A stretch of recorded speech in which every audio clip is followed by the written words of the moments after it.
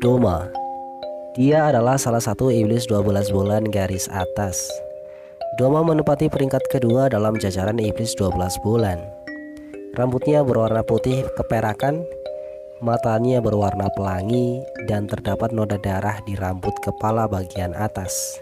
Tinggi serta berat badannya adalah 187 cm dan 86 kg. Sebagai seorang iblis, Doma memiliki senjata yang unik. Senjatanya adalah 2 buah kipas tajam yang bermotif bunga teratai. Dengan kipas ini, Doma dapat mengeluarkan berbagai macam jurus teknik darah iblis esnya.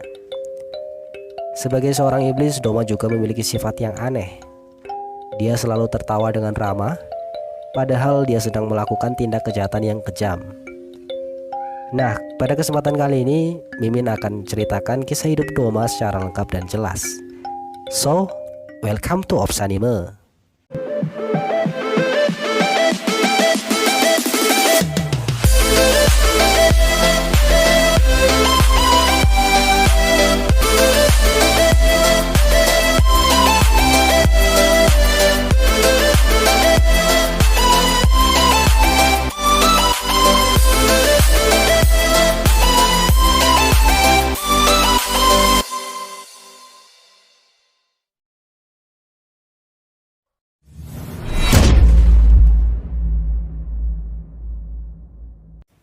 Halo teman-teman, semoga kalian sehat selalu ya. Buat teman-teman yang baru mampir ke channel ini, please banget Mimin minta support dari kalian semua untuk subscribe channel ini supaya channel ini terus berkembang dan bisa membagikan sesuatu yang menarik untuk dibahas. Jadi tunggu apa lagi sob? Let's go kutu mode dongeng.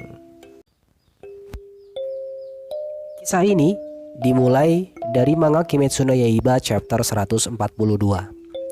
Dahulu Doma terlahir di keluarga yang serba kecukupan. Sejak kecil, Doma merupakan seorang anak yang memiliki banyak kelebihan. Salah satunya, ia terlahir sebagai anak yang memiliki kecerdasan di atas rata-rata. Doma dibesarkan dengan penuh kasih sayang oleh kedua orang tuanya. Setiap hari, kedua orang tua Doma selalu tertawa riang gembira karena dikaruniai seorang putra yang spesial. Rambutnya berwarna putih keperakan dan di kedua bola matanya terdapat warna pelangi yang indah.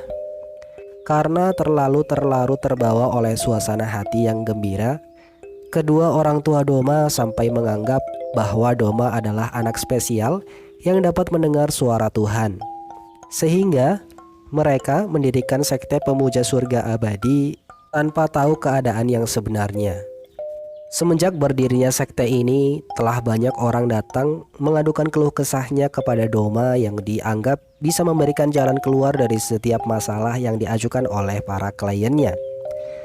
Ketika para kliennya mengadukan keluh kesahnya sambil menangis terseduh-seduh, Doma juga ikutan meneteskan air mata. Namun, yang membuat Doma meneteskan air mata bukan karena cerita para kliennya, melainkan Doma sedih sebab kasihan terhadap para kliennya karena Doma sebenarnya adalah seorang ateis yang tak percaya akan adanya akhirat. Ia juga tak pernah mendengar suara Tuhan.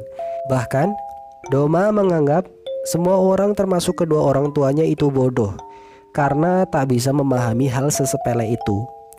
Meskipun telah lama Doma dianggap sebagai orang cerdas yang dapat memberikan jalan keluar dari setiap masalah dan bisa menuntun para kliennya ke surga yang abadi, namun sebenarnya ia hanyalah kasihan terhadap orang tuanya dan selalu memberikan sebuah nasihat yang layak pada para kliennya supaya sekte ini tetap berdiri.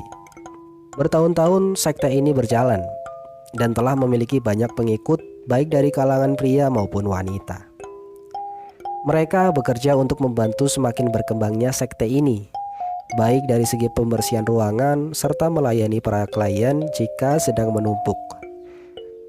Setelah 10 tahun lebih, sekte ini masih berdiri tanpa adanya sebuah masalah. Namun, di suatu hari, ada sebuah kejadian yang tak terduga. Kedua orang tua Doma bertengkar. Sang ayah pun meninggal karena ditusuk berkali-kali menggunakan pisau oleh sang ibu. Lalu, mungkin pada saat itu pikiran sang ibu sedang stres berat. Akhirnya ia meminum racun untuk bunuh diri.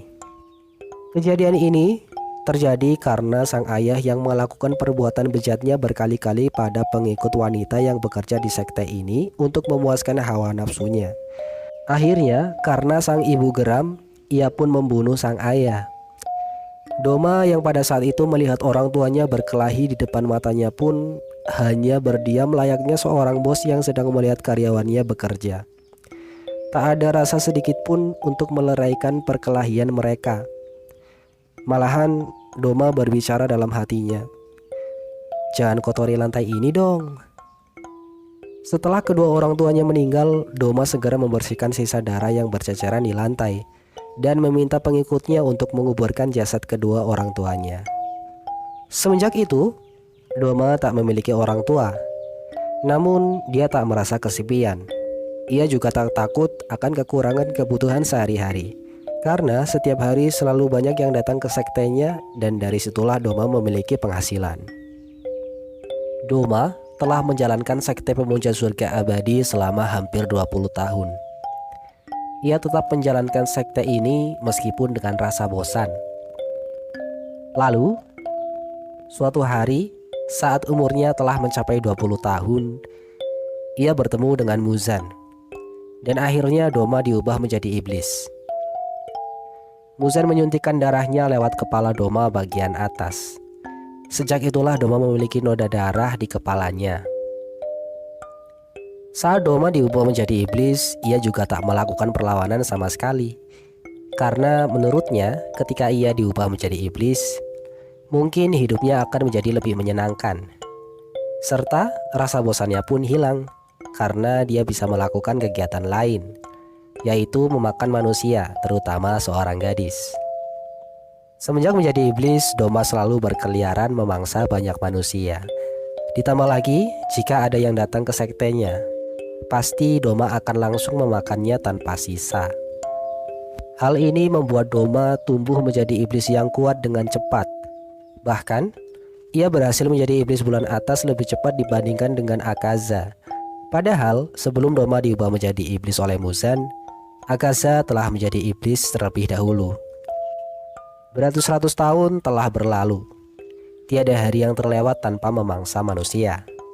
Sampai akhirnya, suatu hari saat malam di musim salju, ada seorang wanita yang menggendong bayi datang ke sektenya. Ternyata, dia adalah Kotoha, ibu Inosuke. Ia datang ke sekte ini untuk meminta pertolongan.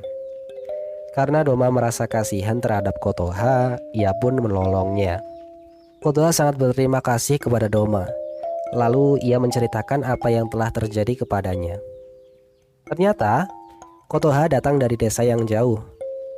Ia kabur dari rumah karena perlakuan suami serta mertuanya yang kasar terhadapnya. Kotoha kabur tanpa membawa apa-apa. Kedua orang tuanya juga telah tiada. Dan sekarang, ia hanya hidup sebatang kara bersama Inosuke. Setelah Doma mendengar ceritanya, Doma pun membolehkan Kotoha bersama Inosuke tinggal di tempatnya selama yang mereka mau. Doma juga akan memenuhi kebutuhannya sehari-hari. Ini adalah pertama kalinya Doma membiarkan seorang wanita hidup bersamanya. Lagi pula, Kotoha juga tak mengganggunya. Malahan Doma senang ketika Kotoha sedang menghibur Inosuke. Kotoha selalu bernyanyi dengan riang gembira, dan suaranya juga enak didengar. Beberapa bulan telah berlalu, mereka hidup bersama tanpa ada masalah. Akan tetapi, di suatu waktu pada saat malam hari, Kotoha tak sengaja melihat Doma yang sedang memangsa kliennya di ruangan khusus. Dengan cepat Kotoha langsung kabur membawa Inosuke. Namun Kotoha malah menemui jalan buntu, dan di depannya adalah sungai. Karena panik serta Kotoha ingin Inosuke tetap selamat, akhirnya ia pun menjatuhkan Inosuke ke sungai dan berharap ia akan tetap hidup. Lalu tiba-tiba Doma datang dan langsung membunuh Kotoha. Semenjak kejadian itu, Doma tak pernah lagi mempercayai manusia, serta ia tak akan melepaskan siapapun meskipun mereka meminta belas kasihan sekalipun. Kini, Doma melakukan kesehariannya seperti sedia kala. Sifatnya tak pernah berubah ketika sedang memangsa. Doma selalu tersenyum ramah, padahal sedang melakukan tindak kejahatan yang kejam. Ia juga menjadi penyebab kematian pilar bunga Kocho Kanae, serta Domalah yang mengubah Daki dan Gyutaro menjadi iblis. Sekarang, Doma telah menempati peringkat kedua dalam jajaran iblis 12 bulan garis atas. Kekuatan serta regenerasinya pun bukan kaleng-kaleng. Saat peperangan di kastil iblis juga terlihat dengan jelas. Meskipun ia telah diracuni menggunakan racun bunga wisteria dengan dosis tak wajar oleh Kocho Shinobu, Doma dapat menetralkan racun tersebut dengan mudah. Sehingga Doma dapat mengalahkan Shinobu tanpa terluka sedikit pun.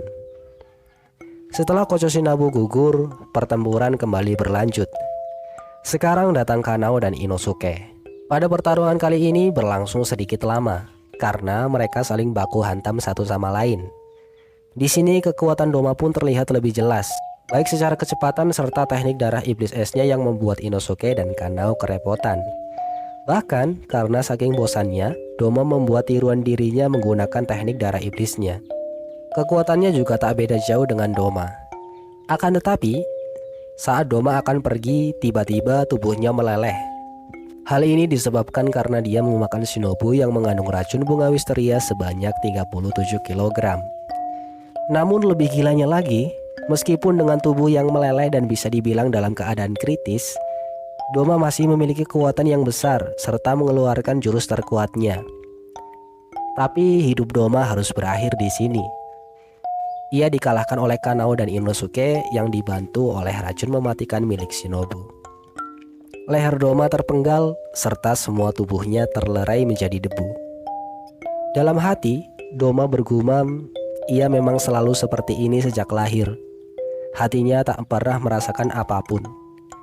Semua tawa, senyum, dan perilaku sedihnya hanyalah sebuah kebohongan semata untuk menutupi hati kosongnya. Nah, itu dia sob, kisah hidup Doma dari awal sampai akhir hidupnya. Semoga jelas dan dapat dipahami dengan mudah oleh teman-teman semua. Oke sob, sekian untuk kesempatan kali ini. Mimin pamit undur diri, jangan lupa like, comment, dan subscribe. Wassalamualaikum warahmatullahi wabarakatuh.